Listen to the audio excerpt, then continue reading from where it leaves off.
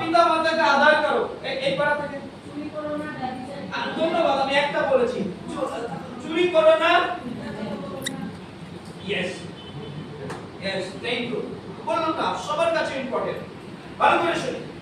আপনি যদি 10 আজ্ঞা দেখেন, প্রথম 4টে আজ্ঞা যদি আপনি দেখেন, আমার সাক্ষাতে তোমার অন্য দেবতা না থাকুক, তুমি আমার নিমিত্ত খোদিত প্রতিমা নির্মাণ করিও না, তোমার ঈশ্বর সদাপ্রভুর নাম অনর্থক লইও না, তুমি বিশ্রাম দিন স্মরণ করিয়া পবিত্র করিও। প্রথম 4টে ভার্স, প্রথম 4টে আজ্ঞা is a relationship, is a relationship to God.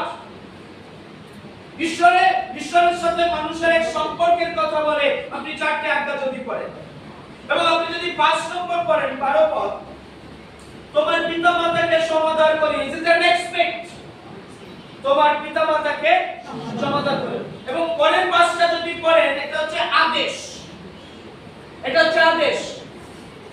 নরহত্যা করিও না, ব্যভিচার করিও না, চুরি করিও না, প্রতিবেশীর বিরুদ্ধে মিথ্যা সাক্ষ্য দিও না, তোমার প্রতিবেশীর গৃহে লোভ করিও না। এটা হচ্ছে আদেশ। বুঝতে পেরেছেন? তো আজকে যে বিষয়টি আমরা সবাই মিলে দৃষ্টিপাত করব, আর সেটা হচ্ছে 5 নম্বর আজ্ঞা। 5 নম্বর আজ্ঞা, আর সেটা হচ্ছে 12 পদ। আমি অনুরোধ করি কেউ একজন বলি।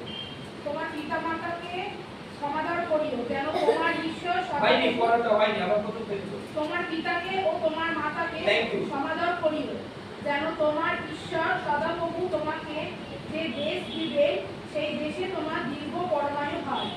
প্রার্থনা করি। মঙ্গলময় পিতা, প্রাণের পালক প্রভু যিশু, তোমাকে ধন্যবাদ। তোমার অনুগ্রহ, তোমার দয়া নেমে আসুক। সুন্দর সময় তুমি আমাদের জীবনে দিয়েছো। শ্রোতা, বক্তা উভয়কে তুমি আশীর্বাদ, গৌরব, প্রশংসা প্রার্থনা করো।